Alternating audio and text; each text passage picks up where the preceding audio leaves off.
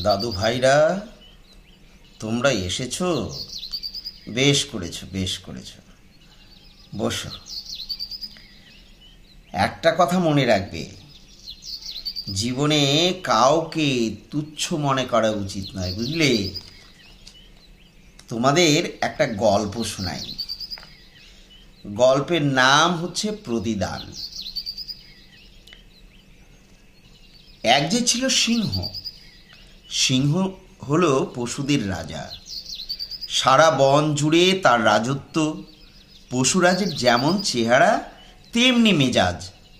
ছোটোখাটো জীবজন্তুকে সে গ্রাহ্যই করতো না।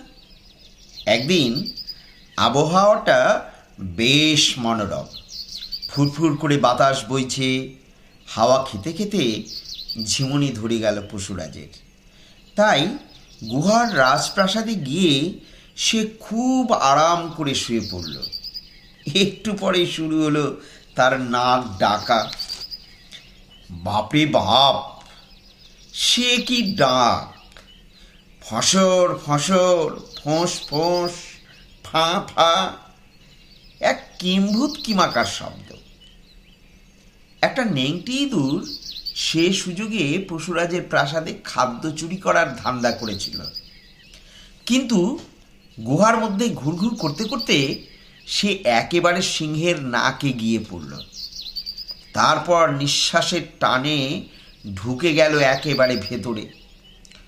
সঙ্গে সঙ্গে সিংহের ঘুম গেল এক বিকট ঝাঁকুনি দিয়ে। কেশর ফুলিয়ে রাগে গোঁ গোঁ করতে লাগলো। নাকটাও ভীষণ সুরসুর করছে। দারুণ এক অস্বস্তি। পা দিয়ে নাকটা ঘষতে ঘষতে হঠাৎ দারুণ জোরে হ্যাঁচ করে হেঁচে ফেলল সিংহমশাই। হাঁচির টানে ইঁদুরটাও বেরিয়ে গেল সুরুত করে।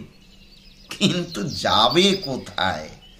বেরিয়ে আসতেই পশুরাজ তাকে পা দিয়ে চেপে ধরল। বেটা, আমার কাঁচা ঘুম ভাঙিয়ে দিলি, এবার দেখ মজা। ইঁদুর চি চি করে বলল, দোহাই রাজা, আমাকে প্রাণে মারবেন না, আমি না জেনে অপরাধ করে ফেলেছি। সিংহমশাই গর্জন করে উঠল, হতভাগা, তোর আস্পর্ধা তো কম নয়। ছোট লোক হয়ে তুই আমার নাকে ঢুকেছিস, তোকে আজ মেরেই ফেলব।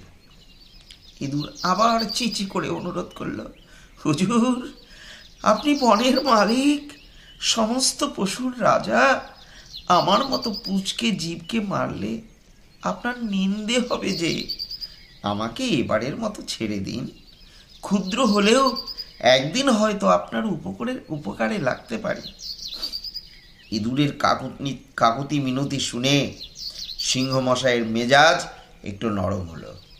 সে বেশ গম্ভীরভাবে বলল, কাকুতি মিনতি করছিস? যা, তোকে এবারের মতো ছেড়ে দিলাম। কিন্তু তোর মতো পুঁচকে ইঁদুর আমার কি উপকার করবে রে? ছোট মুখে বেশি বড় বড় কথা বলিস না, ভাগ এখান থেকে। ইঁদুরটা পশুরাজকে নমস্কার করে চলে গেল। কিছুদিন পরের ঘটনা। সেদিনও সিংহমশাই নিশ্চিন্তে ঘুমিয়েছিল। সেই সুযোগে হঠাৎ একদল শিকারী এসে তাকে আটকে ফেলল জাল বিছিয়ে। গায়ে জালের ছোঁয়া লাগতেই সে লাফিয়ে উঠল তড়াক করে। দেখল বেকায়দা, শিকারির ফাঁদে সে ধরা পড়ে গেছে।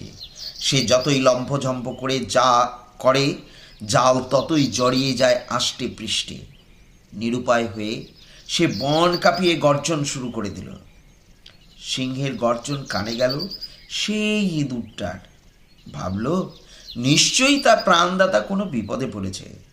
তাই সে ঊর্ধ্বশ্বাসে ছুটতে লাগলো সিংহমশাইয়ের গর্জন অনুসরণ করে।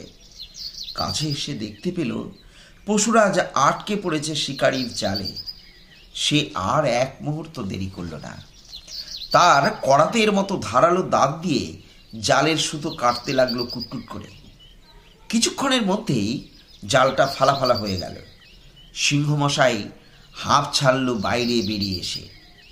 ইঁদুর তাকে নমস্কার জানিয়ে চিচি করে বলল, মহারাজ, আপনি ক্ষমা করে আমার প্রাণ ফিরিয়ে দিয়েছিলেন। আমি সেই ঋণ শোধ করে ধন্য হলাম মহারাজ, বলেই ইঁদুরটা আবার চোঁচো দিয়ে অদৃশ্য হয়ে গেল। কি বন্ধুরা, গল্পটার মাধ্যমে কি বুঝতে পারলে? ইঁদুর সিংহের থেকে অনেক ছোট হলেও দেখো কখন কোন উপকারে লাগে বলা যায় না। বুঝতে পারলে?